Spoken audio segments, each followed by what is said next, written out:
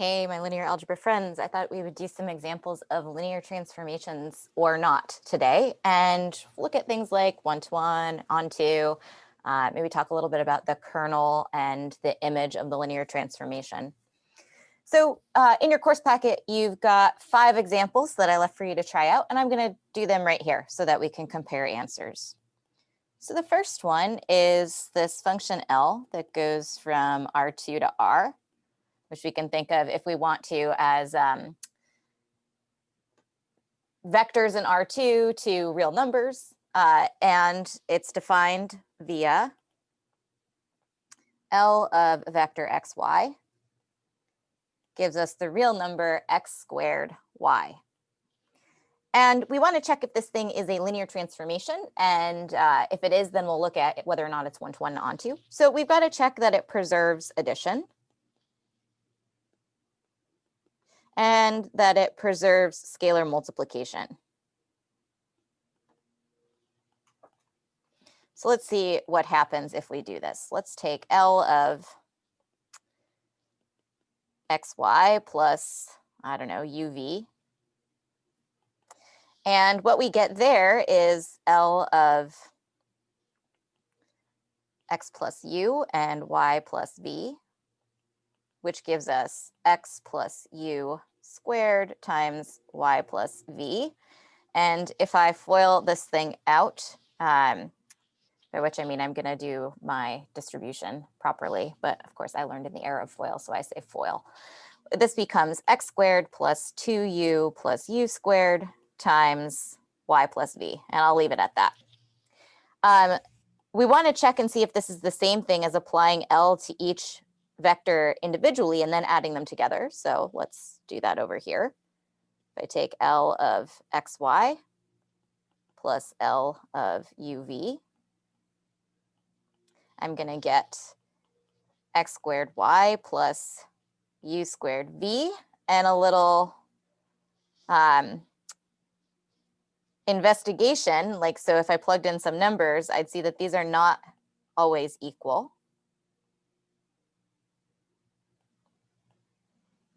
In fact, let me take the really boring vector. Sorry, scalar multiplication, you keep moving down the page.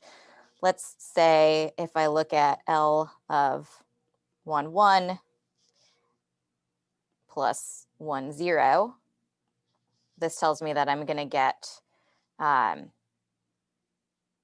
2 squared times 1, which is 4, while L of 1, 1 plus L of 1, 0 is going to give me 1 squared times 1 plus 1 squared times 0, which is 1.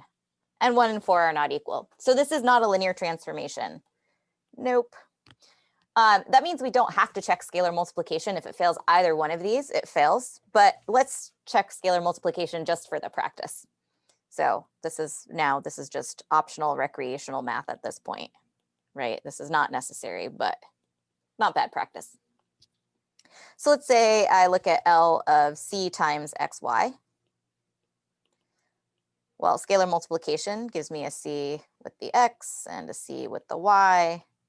And so this gives me c squared x squared times cy, which gives me c cubed x squared y. And if I pull the scalar out, I think I'm going to see that I get something quite different.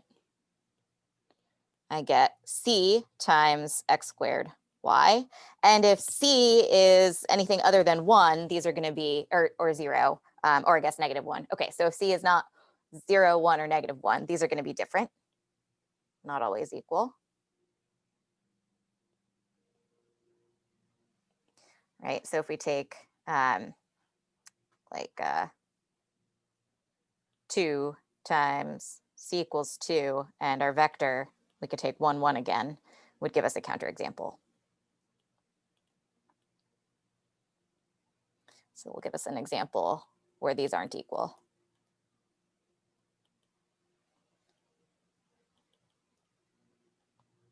So remember that if we're showing that something doesn't hold, for all things, the logical negation of that is that we want to show there exists an example out there, like c equals 2 and the vector 1, 1 would give us a nice example. On one hand, we'd get 8, and on the other hand, we'd get 2. And 8 and 2 are different.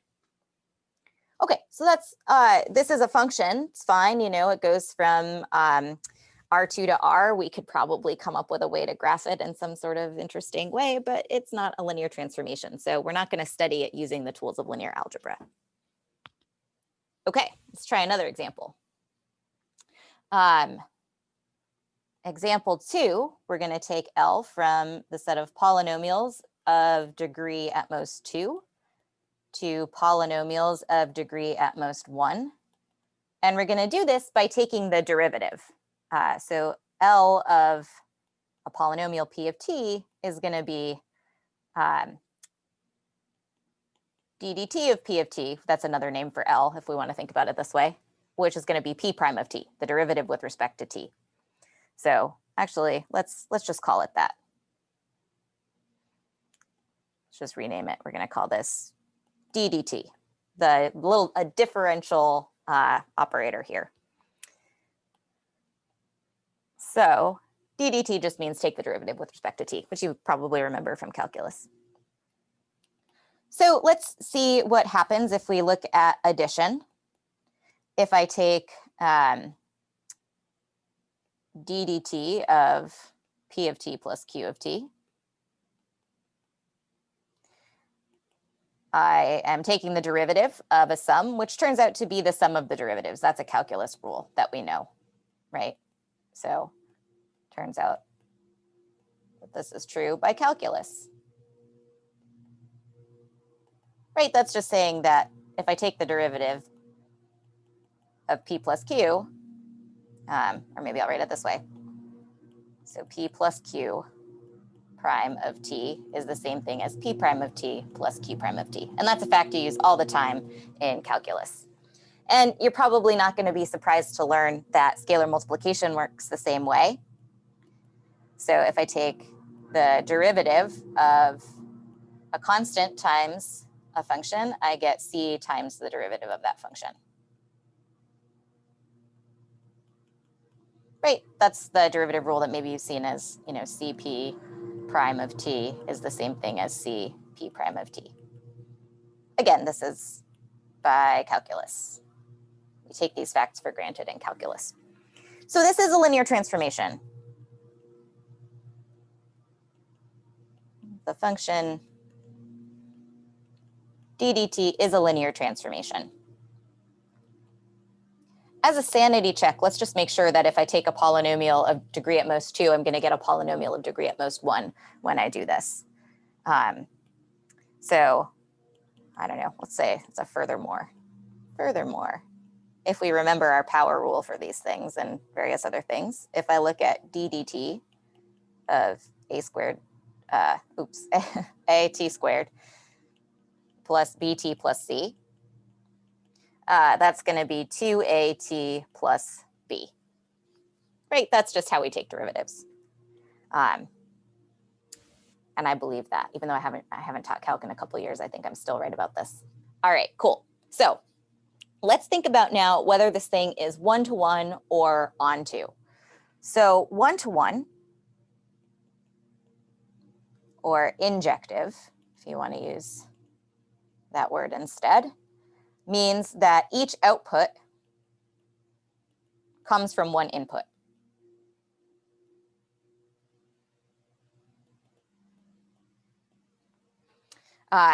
So two different starting points can't get me to the same ending point.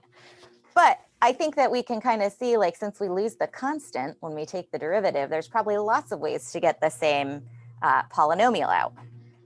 So if we notice that, I don't know, d dt of t squared is 2t, which is the same thing as d dt of t squared plus 1, then that means this thing isn't one-to-one. We've just found a way to send two things to the same place. Well, this is not one-to-one. As far as onto goes, that's a little bit better. Onto, or surjective, if you prefer that word. That means that, you know, given any target in my codomain, which is polynomials of degree at most 1, we're going to target in P1, there's an element in P2, that maps there by my transformation. So in general, if I take AT plus B in P1, that's going to be the derivative of a function. It's going to be the derivative of A over 2 t squared plus bt plus c for any c that I want, but in this case, this is good enough. So this function is onto.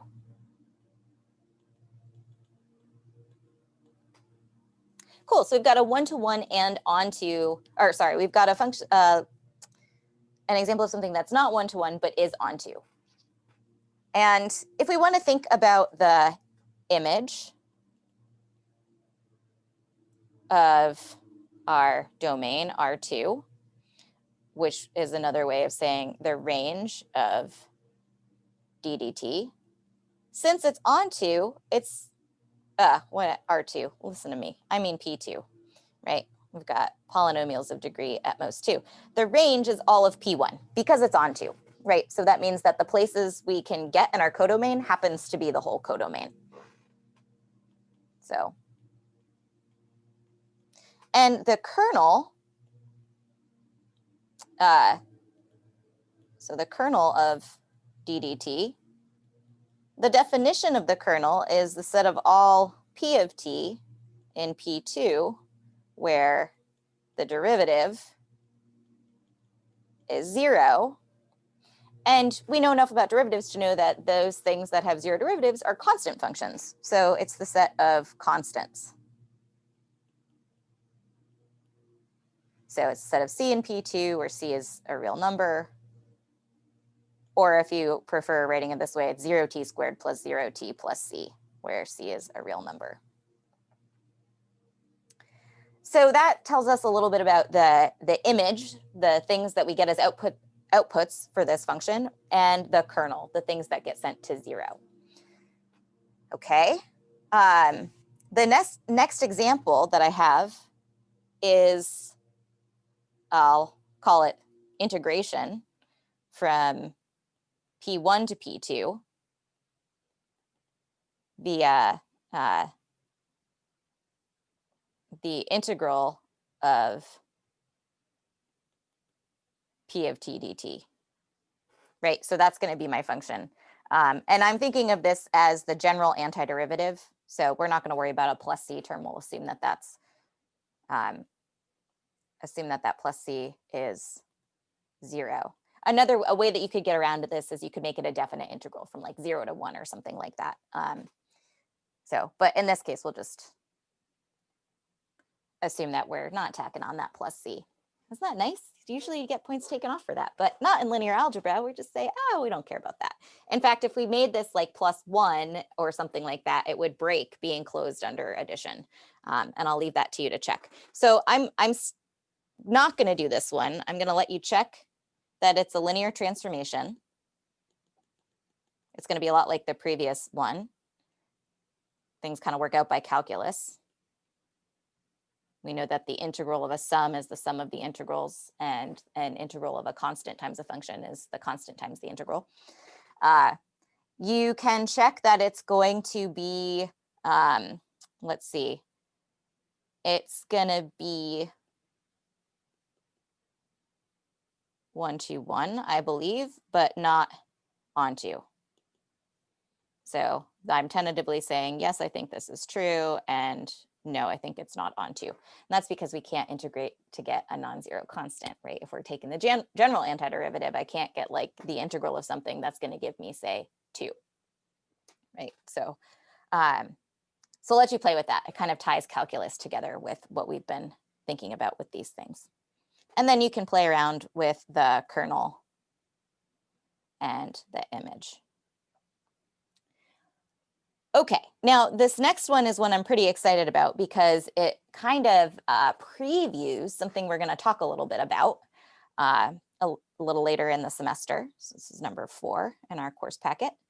Let's look at L from P2 to R3.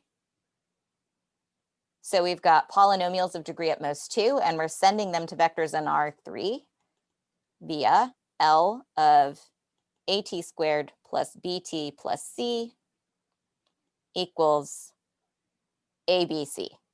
So I'm sending the coordinates of my polynomial to different coefficients. And I want to point something out here.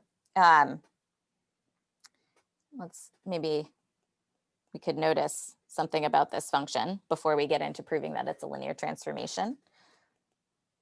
This tells me what L does to a basis for, oops, wrong way. If I take the basis t squared, t, and 1, so that's a basis for P2. And based on the definition of L, I've got L of t squared goes to 1, 0, 0. So the x coordinate's telling me about the t squared coefficient. L of t is going to go to 0, 1, 0. And L of 1 is going to go to 0, 0, 1. So I can look at the definition of my function and figure out what happens to a basis in this case, which is kind of useful. We could then like sort of package it up into a matrix maybe and think about doing some stuff that way. So let's take a gander at whether or not this thing is a linear transformation. So let's look at addition. Here, if I take L of AT squared plus BT plus C plus DT squared plus ET plus F, that's the same thing as L of A plus D times T squared plus B plus E times T plus C plus F as my constant term, which is going to give me A plus D, B plus E, C plus F. And I can break this apart. I kind of see a natural way to break this apart into vector addition. I get ABC plus DEF, which is exactly what I wanted to get, right? That's going to be L of AT squared plus BT plus C plus L of ET squared, DT squared plus ET plus F. So that's good. This preserves our addition, and we'll see it also preserves scalar multiplication. L of C times AT squared plus, let's make that K. K times AT squared plus BT plus C is L of KAT squared plus KBT squared, or T plus KC. Zoop, zoop, zoop, zoop, zoop, zoop. Which gives me KA, KB, KC. And that's just begging to have a K-dectomy. We'll pull the K out.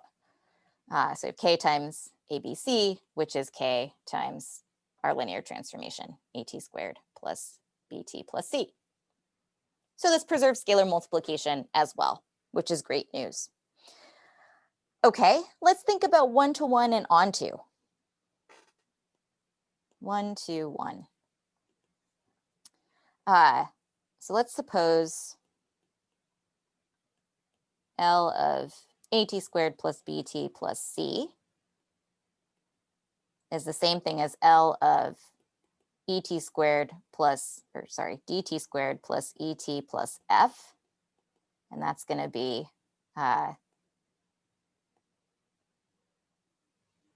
well, let's just assume, we're supposing we have two outputs that are the same. We want to show that the inputs have to be the same. So this means that ABC as a vector equals DEF as a vector. And the way that we define equality for these vectors is that each entry in the first entry of each should be the same, and the second entry of each should be the same. So A equals D, B equals E, and C equals F. So this is one-to-one. To get the same output, you've got to start at the same input. And finally, onto, if I'm given a target vector, ABC, in my codomain, which is R3, L of the polynomial AT squared plus BT plus C is ABC. So this is onto as well. What that means is that we have an isomorphism. A linear transformation that is one-to-one and onto from P2 to R3. And we could describe it by what it does to a basis, where maybe we'll think of it as the standard basis t squared t and 1 for P2 gets sent to the standard basis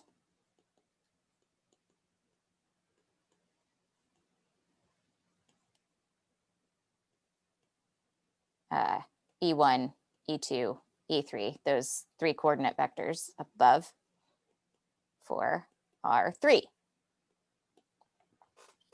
The nice thing about isomorphisms is they're one-to-one and onto functions, which means that we have an inverse, which turns out also to be a linear transformation. So we can do stuff in R3 and then use the inverse to go back to P2. And because these functions preserve algebra, like our linear combinations in linear algebra, that means that we can really just do all the math we need to do in R3 and then bring it back to P2.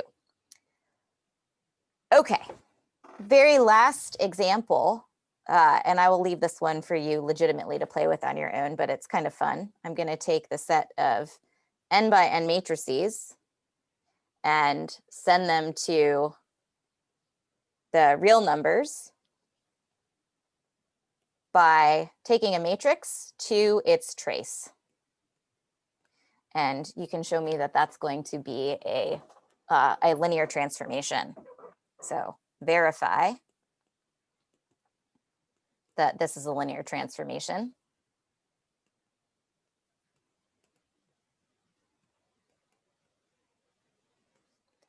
That's onto, but not one-to-one. All right, so there's a little bit of extra stuff that you can take a look at, some playing around with these functions and thinking about one-to-one and onto and whether or not they're linear transformations.